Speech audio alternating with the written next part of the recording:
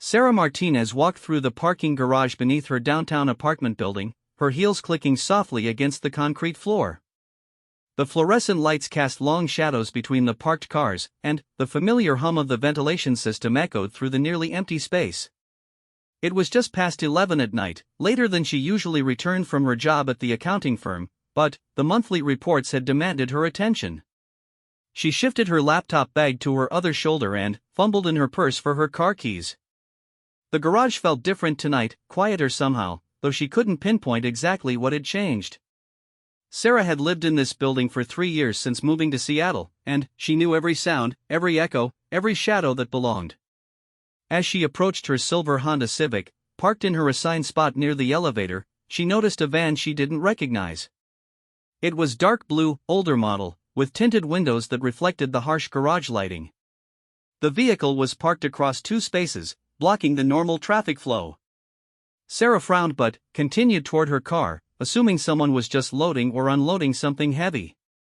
The silence in the garage seemed to press against her ears as she inserted her key into the car door. No footsteps from other residents, no distant traffic noise filtering down from street level, no mechanical sounds from the building's systems. Even the ventilation fans had gone quiet. That's when she heard the soft scrape of a shoe against concrete behind her. Sarah's hand froze on her car door handle. Every muscle in her body went tense, though she kept her posture relaxed and casual. Years of training had taught her to trust her instincts, and right now every instinct was screaming danger. She had learned long ago that the human brain processes threats faster than conscious thought, and her subconscious was already analyzing the situation. The footstep had been deliberate but quiet, the kind of step someone takes when they're trying not to be heard. It came from the direction of the blue van, and there had been a quality to the sound that suggested the person was wearing soft-soled shoes, the kind preferred by people who needed to move silently. Sarah took a slow breath and let her peripheral vision scan the area around her car. In the reflection of her car window, she could see 2 figures moving toward her from behind. They were dressed in dark clothing, and they moved with the careful coordination of people who had done this before. Her mind raced through possibilities. Random mugging seemed unlikely given their approach pattern and the way they had positioned their vehicle to control the exits. The calculated nature of their movements suggested this wasn't opportunistic crime. They had been waiting for her specifically. Sarah's hand moved slowly toward her purse, but she stopped herself. Whatever was in there wouldn't help her against 2 attackers, and reaching for anything would signal that she was aware of their presence.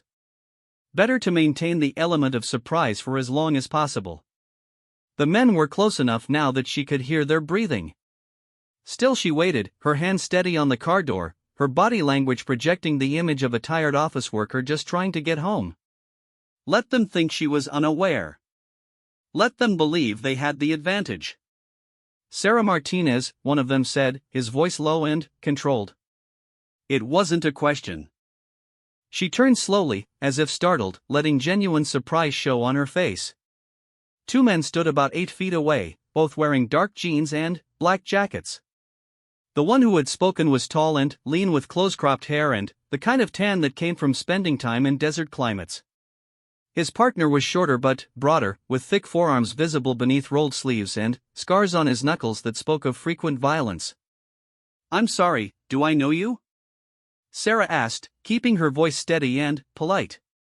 She shifted her weight slightly, a movement that would look like nervous fidgeting but actually put her in better position to react. "You're coming with us," the tall one said.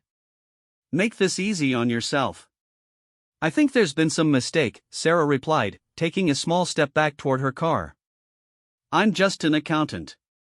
I work at Henderson and Associates downtown." The shorter man laughed, a sound without humor. "We know exactly who you are, lady. And we know you're worth a lot of money to the right people." Sarah's mind processed this information quickly. They knew her name and her address, but they were talking about ransom money, which meant they thought she was valuable because of wealth or family connections. They didn't seem to know about her real background, which was both good and bad. Good because it meant her cover identity was holding. Bad because it meant someone had identified her as a target without understanding what they were dealing with. "I think you have me confused with someone else," she said. I drive a 10-year-old Honda and split rent with 2 roommates. I'm nobody important. The tall man reached into his jacket, and Sarah saw the outline of a shoulder holster beneath the fabric. Stop talking and start walking toward the van. We can do this the easy way or the hard way. Sarah raised her hands in a gesture of surrender, letting her laptop bag slide down her arm and drop to the ground. The sound echoed through the garage, and she saw both men's eyes flick toward the bag instinctively. In that split second of divided attention, she moved. Her right foot swept forward and to the side, catching the tall man's ankle and sending him stumbling sideways into a concrete pillar. At the same time, her left hand shot out and grabbed his wrist as he reached for his weapon, her fingers finding the pressure points that would temporarily paralyze his grip. The shorter man reacted quickly, lunging toward her with his fists raised, but Sarah had already shifted her momentum. She released the tall man's wrist and ducked under the shorter man's swing, her shoulder driving into his solar plexus with enough force to double him over. The tall man recovered faster than she had expected, pushing off from the pillar and swinging a wild haymaker at her head. Sarah leaned back just enough to let the punch pass inches from her face, then grabbed his extended arm and used his own momentum to send him crashing into the side of her car. The shorter man was still gasping for air but managed to pull something from his pocket. Sarah saw the glint of metal and recognized the tactical folding knife even before he had it fully open. He slashed at her in a wide arc, and she jumped backward, the blade passing close enough to slice through the fabric of her blouse. This was escalating beyond what she had hoped. These men were trained, probably military or former military based on their movements and equipment choices. They recovered quickly from strikes that would have incapacitated average attackers, and they were adapting to her resistance faster than common criminals would. The tall man was back on his feet, blood running from where his head had struck the car. He had his gun out now, though he was holding it awkwardly due to the nerve damage in his wrist. "Stop fighting or I'll shoot you in the leg," he growled. Sarah analyzed the situation in the fraction of a second she had available. The man with the gun was injured and angry, which made him unpredictable. The one with the knife was positioned to cut off her escape route toward the elevator. The van was running, she realized, which meant there was probably a third person acting as driver and lookout. She needed to end this quickly before reinforcements arrived or before one of them managed to call for help. The garage's isolation that had seemed threatening now worked in her favor. No witnesses meant she could use methods that would be difficult to explain later. Sarah feinted toward the man with the gun, then dropped to the ground and swept the legs of the knife wielder. As he fell, she rolled toward him and struck upward with the heel of her palm, catching him under the chin with enough force to snap his head back and send him into unconsciousness. The tall man fired, but Sarah was already moving, rolling behind the wheel of a nearby SUV as the bullet sparked off the concrete where she had been. The sound of the gunshot boomed through the garage, echoing off the walls and ceiling. "That was stupid," she called out, her voice calm and controlled. "Now the whole building knows something's wrong. Police response time in this neighborhood is about 4 minutes. We'll be gone in 2, he replied, but she could hear uncertainty in his voice. Sarah peered around the SUV's bumper and saw him moving toward the unconscious man, probably trying to revive his partner. She also noticed that he was favoring his left leg, likely injured when she had sent him into the pillar. The van's engine revved, and she heard the driver honking the horn in what was probably a signal to hurry up. Time was running out for everyone involved. Sarah made her decision. She came around the SUV fast and low, staying below the line of sight of the man with the gun. He saw her at the last second and tried to swing the weapon toward her, but she was already inside his reach. Her right hand caught his wrist and twisted sharply, applying pressure to the joint in a way that forced his fingers to open. The gun clattered to the ground as she stepped into his space and drove her elbow into the nerve cluster just below his armpit. His entire arm went numb instantly. Before he could react with his other hand, Sarah grabbed his jacket and used his own weight to throw him over her hip in a classic judo throw. He hit the concrete hard, and the impact drove the air from his lungs. She quickly secured the gun and checked to make sure he wouldn't be getting up soon. The van's horn honked again, more insistently this time. Sarah could hear voices from the vehicle, probably the driver calling to his companions. In a few seconds, they would realize something had gone wrong and either come to help or flee. Sarah picked up her laptop bag and walked quickly toward the elevator, staying in the shadows between the parked cars. She needed to get upstairs and call the police, but she also needed to think about what she was going to tell them. Her cover identity as a simple accountant had just been blown, at least partially. She had used skills and techniques that no civilian would possess, and anyone who investigated this incident would start asking difficult questions. The men who had attacked her were professionals, which meant this wasn't random, and that suggested her past had finally caught up with her. As the elevator doors closed behind her, Sarah heard the van's tires screech against the concrete as it sped toward the exit. The driver had decided to cut his losses and run rather than investigate what had happened to his team. Sarah leaned against the elevator wall and allowed herself a moment to process what had just occurred. For 3 years, she had lived quietly in Seattle, working at the accounting firm, maintaining her cover identity, trying to build something resembling a normal life. She had been Sarah Martinez, CPA, a woman with a mundane job and a simple routine. But tonight, she had been forced to become someone else, someone from her past that she had worked very hard to leave behind. The question now was whether Sarah Martinez could survive the exposure, or whether she would have to disappear again and start over somewhere new.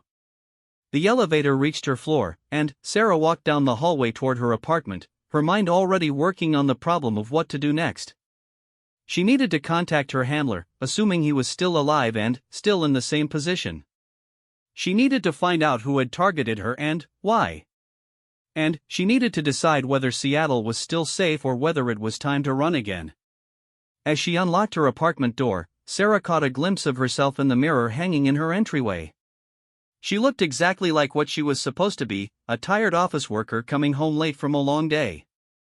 But her eyes told a different story. They held the alertness and calculation of someone who had spent years in places where a moment's inattention could mean death. Sarah closed and locked her door, then engaged the additional security measures she had installed when she first moved in. Deadbolts, door braces, window sensors, all disguised to look like standard apartment security but actually military-grade equipment. She set her laptop bag on the kitchen counter and pulled out her phone, then hesitated. Once she made this call, there would be no going back. Her quiet life in Seattle would be over, and she would be back in the world she had spent 3 years trying to escape. But the alternative was waiting for the next attack, and next time her attackers might be better prepared. Sarah scrolled through her contacts until she found the number listed under emergency plumber. She took a deep breath and dialed, knowing that the man who answered would be neither a plumber nor someone who worked normal business hours. The phone rang twice before a familiar voice answered. Martinez. It's been a while. Hello, Control, Sarah said quietly. I think we have a problem.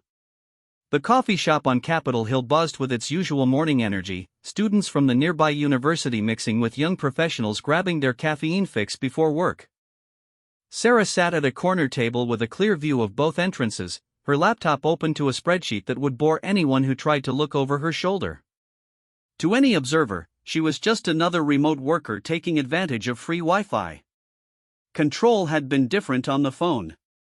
More cautious, more paranoid than she remembered from their previous conversations 3 years ago.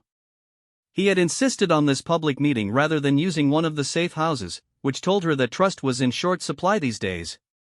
Marcus Webb looked exactly like what he was supposed to be, a mid-level government bureaucrat with 20 years of service and a pension to protect.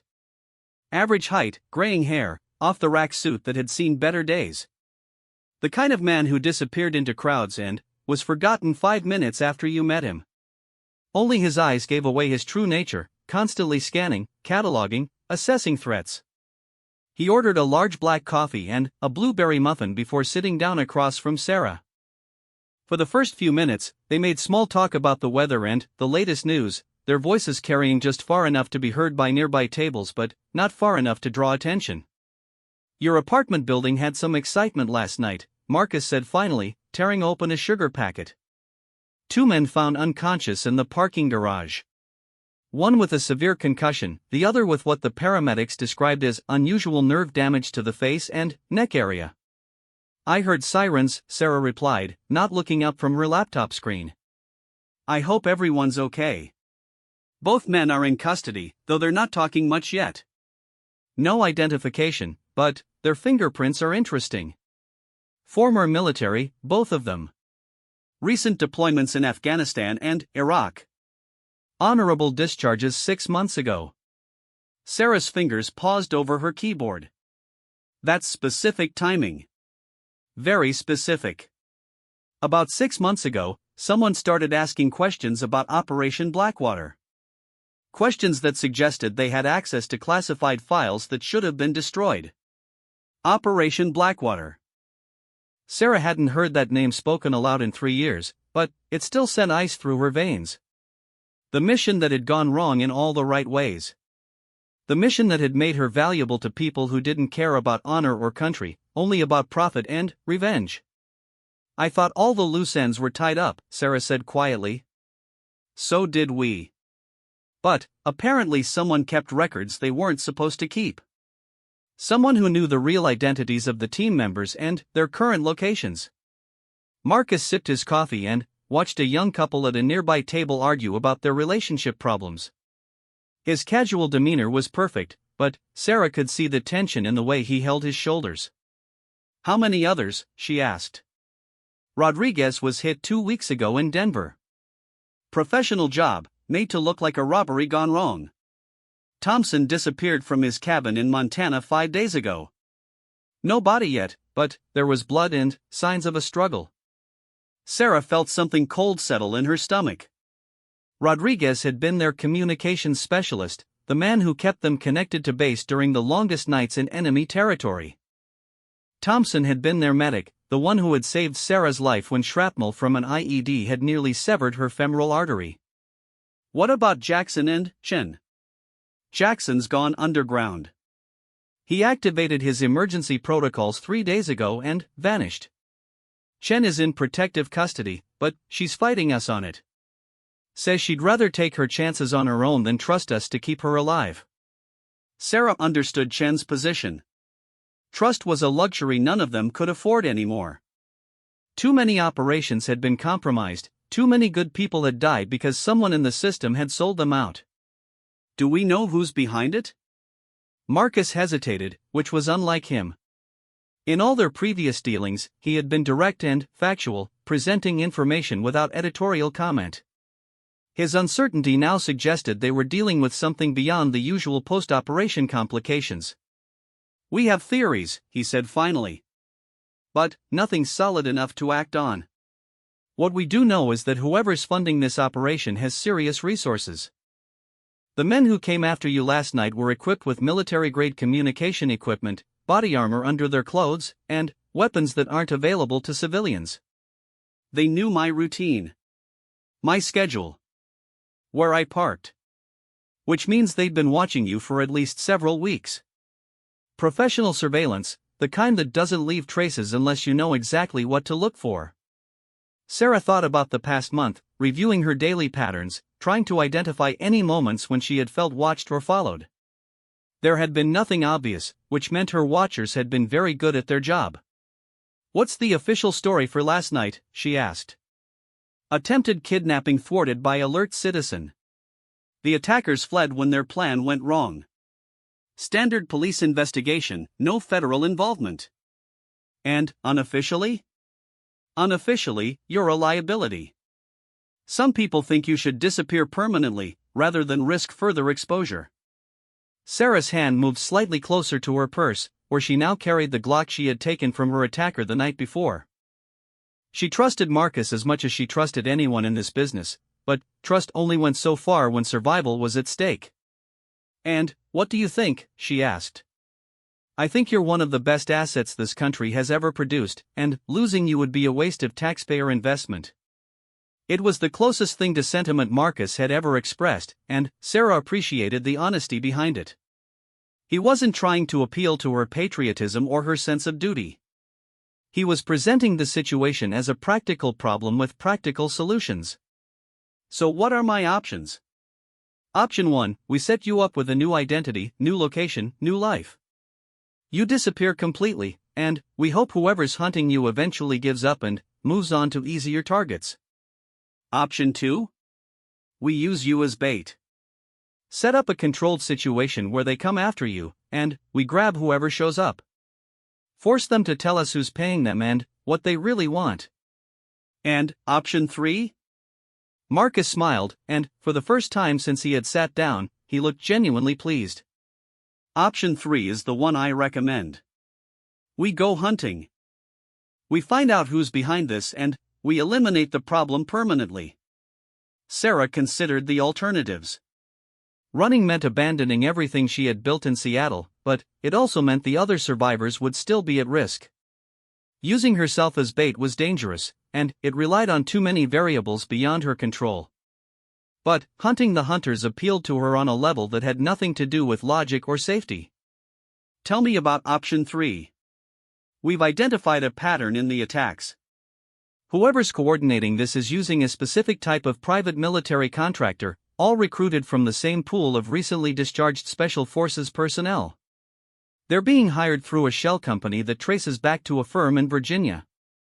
Corporate mercenaries. High-end corporate mercenaries. The kind that charge 6 figures for a single operation and guarantee results. But they're also the kind that keep detailed records for insurance purposes. Sarah understood immediately. If they could get access to those records, they could identify not just the mercenaries but also their clients, their methods, and their next targets. How do we get to the records? The company maintains a secure server farm in a facility outside Richmond. Physical security is impressive, but it's designed to keep out corporate spies and government investigators, not people with your particular skill set. Break into a military contractor's secure facility and steal their client files. In Virginia, where half the population has security clearances and the other half work for defense contractors.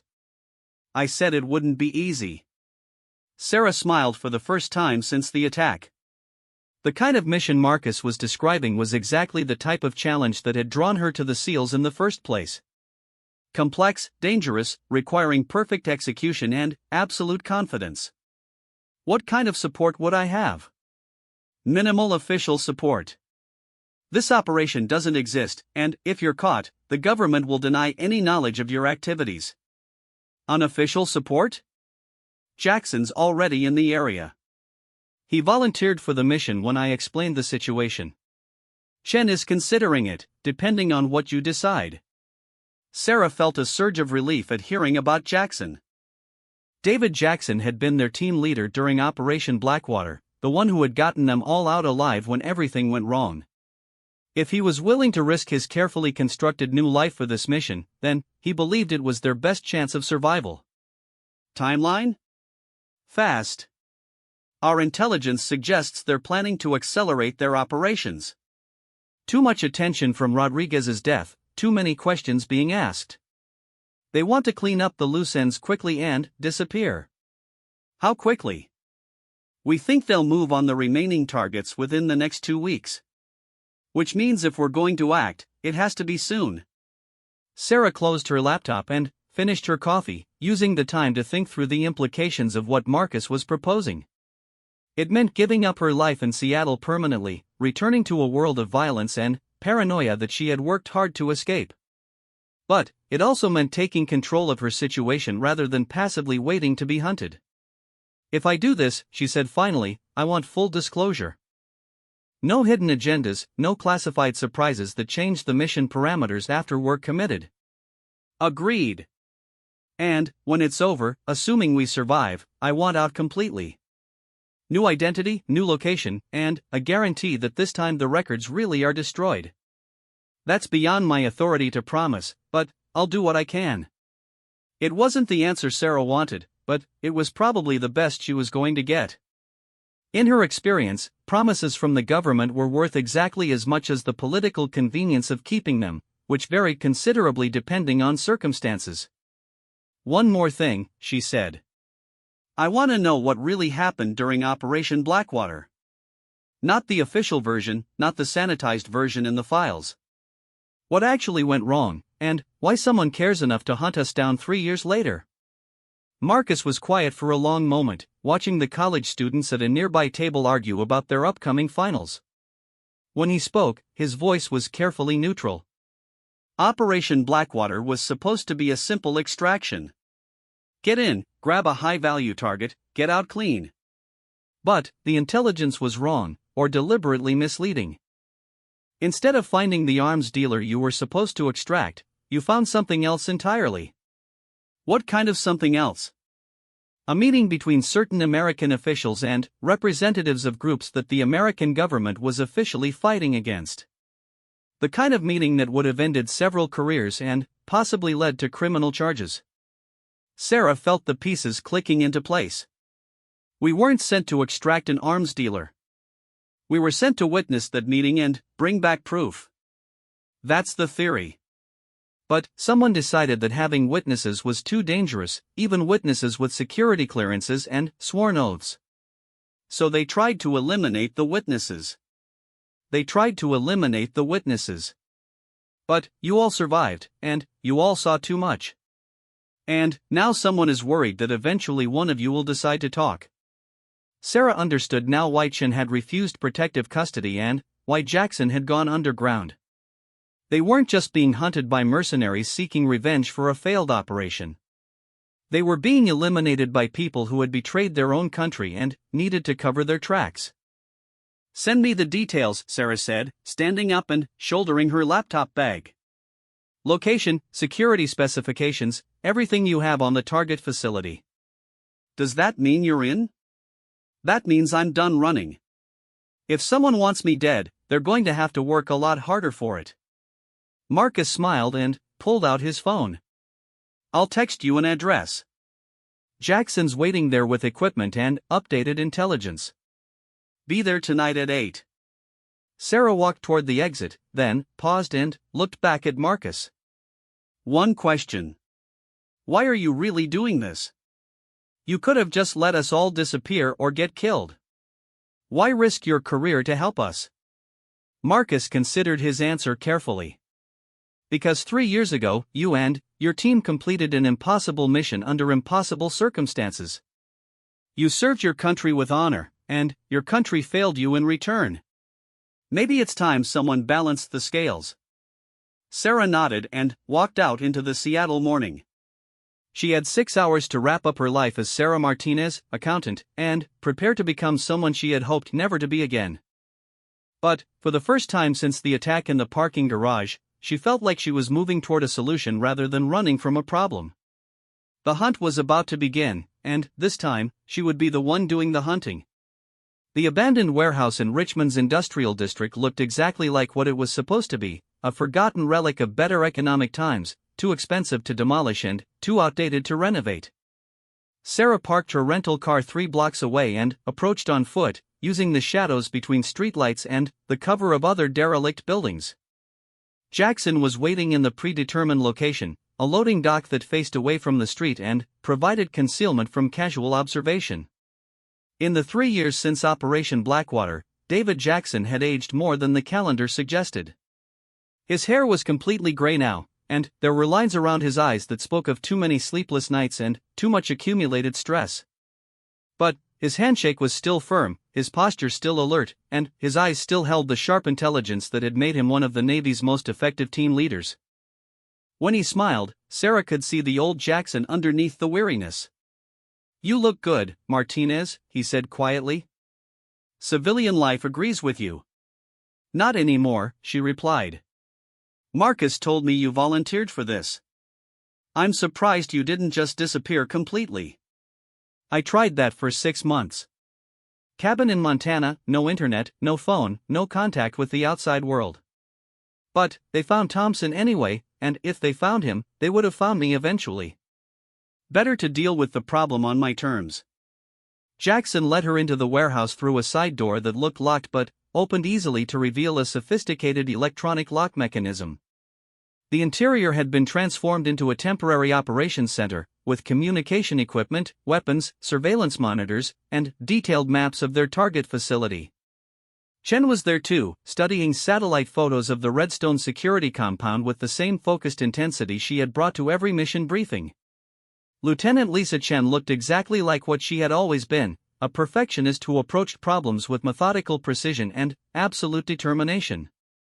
Sarah, Chen said without looking up from the photographs. Good to see you're still alive. Good to see you decided to trust Marcus after all.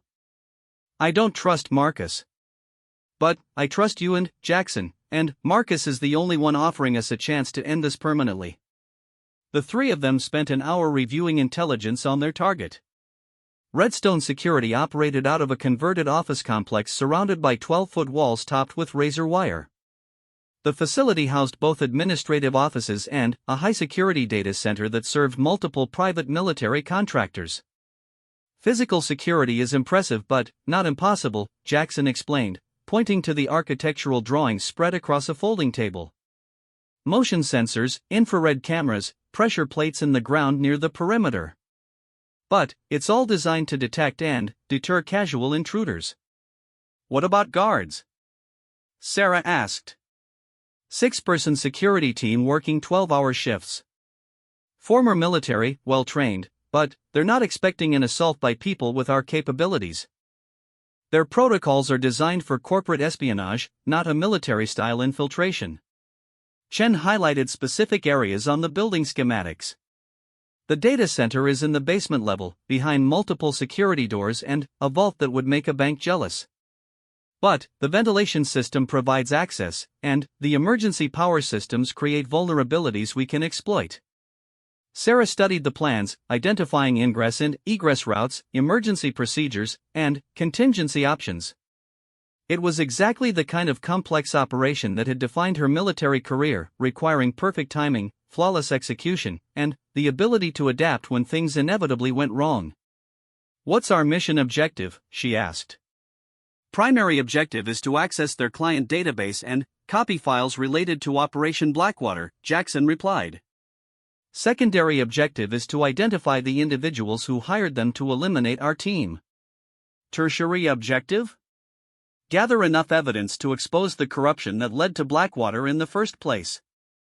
Names, dates, financial records, communication logs. Everything we need to protect ourselves and hold the responsible parties accountable. Sarah appreciated the completeness of the mission planning.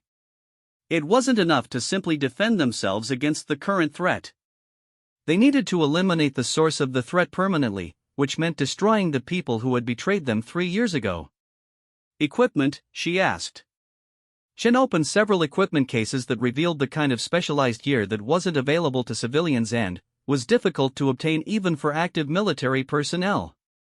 Night vision equipment, electronic surveillance devices, weapons with custom modifications, and communication systems that operated on encrypted frequencies. Marcus provided most of this, Jackson said. Either he has access to resources beyond what his position should allow, or someone higher up the chain is supporting this operation unofficially. Does it matter? Sarah asked. It matters if we're being set up. But, at this point, we don't have many options. We can trust Marcus and proceed with the mission, or we can go back to being hunted by professional killers. Sarah picked up one of the custom pistols and checked its balance and mechanism. It was exactly the type of weapon she would have chosen for this kind of operation, which suggested that whoever had assembled their equipment understood their capabilities and their needs. "When do we go?" she asked.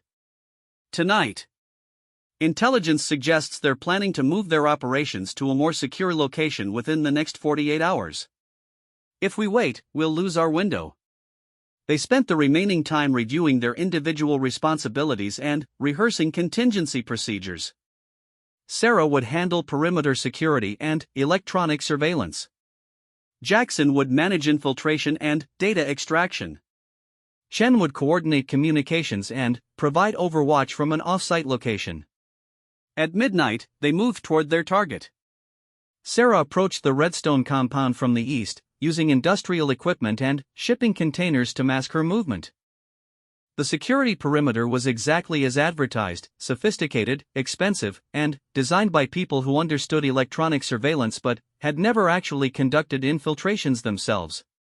She disabled 3 motion sensors and 2 infrared cameras before reaching the outer wall.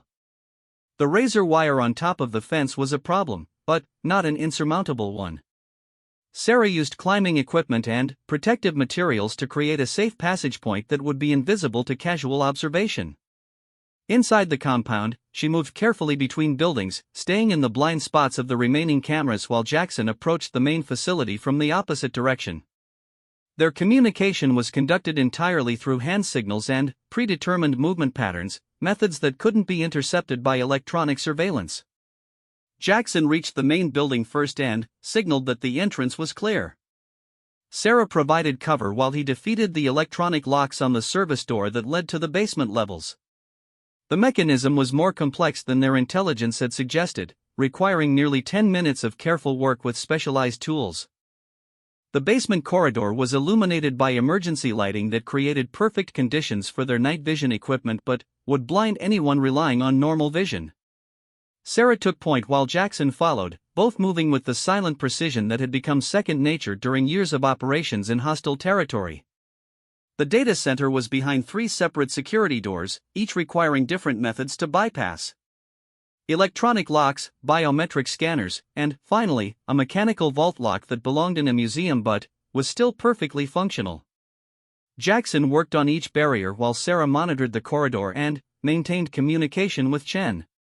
"Security patrol is ahead of schedule," Chen's voice whispered through their earpieces. "You have company coming down the main stairwell." Sarah moved to the stairwell entrance and listened for approaching footsteps. 2 guards, moving at a steady pace, probably conducting their routine hourly check of the basement levels. They would reach the data center area in less than 3 minutes. She signaled to Jackson, who was still working on the vault lock. He held up 2 fingers, indicating he needed 2 more minutes to complete the entry.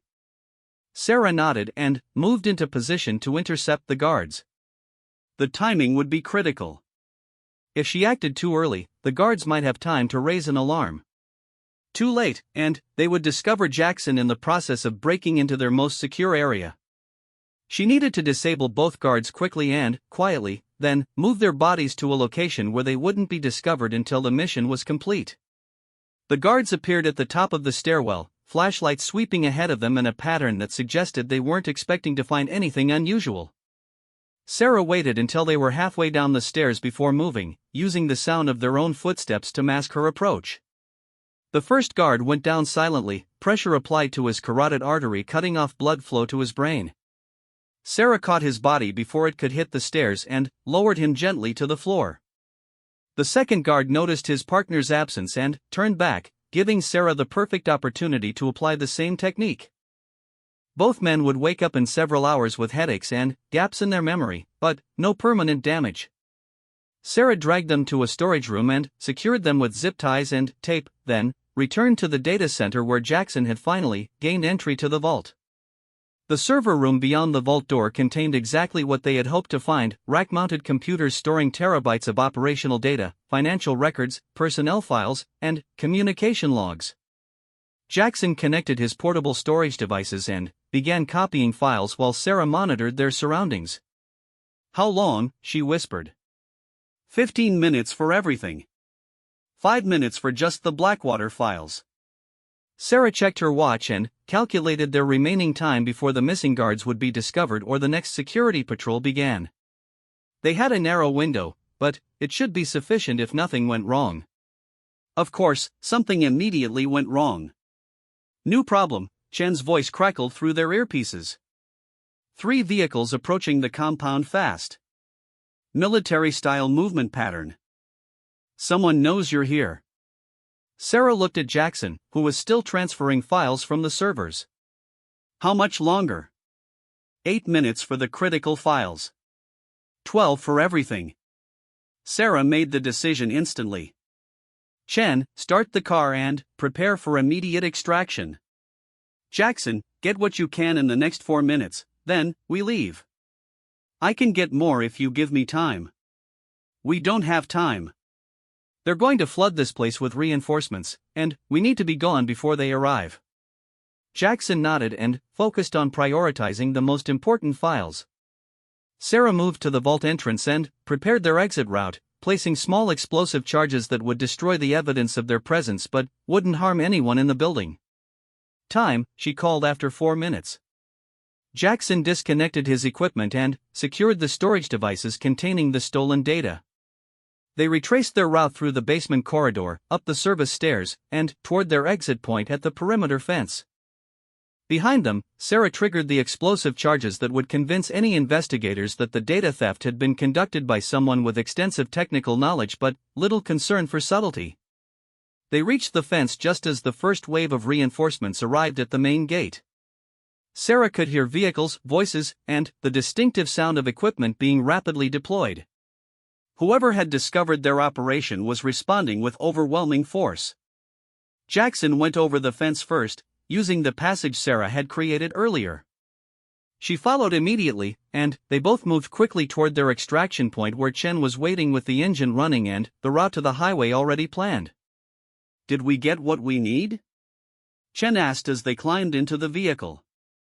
"We got enough," Jackson replied, patting the storage devices in his jacket pocket.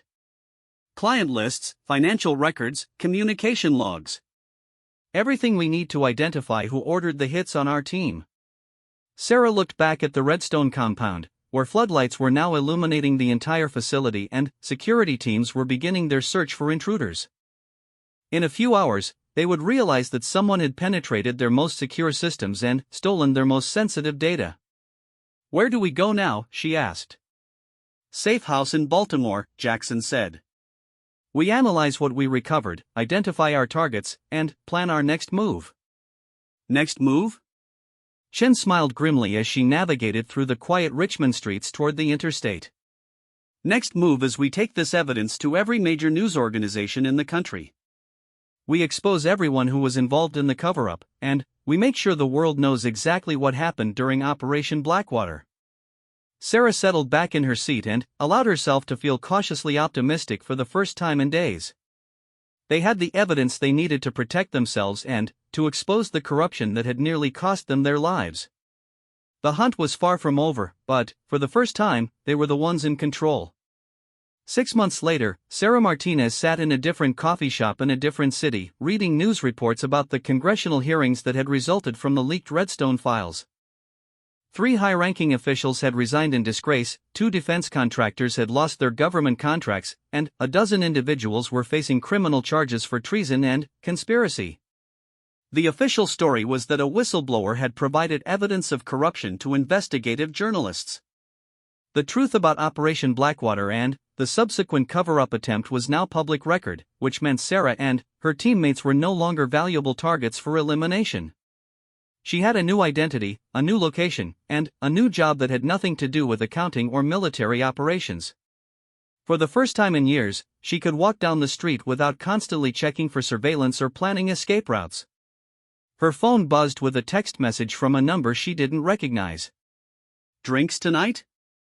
Jackson and Chen are in town." Marcus. Sarah smiled and typed back her acceptance. Some connections were worth maintaining, even in their new lives.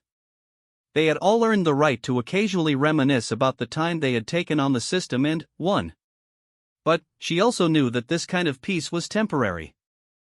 There would always be people willing to betray their country for money or power, and there would always be soldiers willing to stand up to them when the time came. For now, though, Sarah Martinez was content to be exactly what she appeared to be, a woman with a quiet life and no secrets worth killing for. At least until the next time her country needed her to be something more dangerous.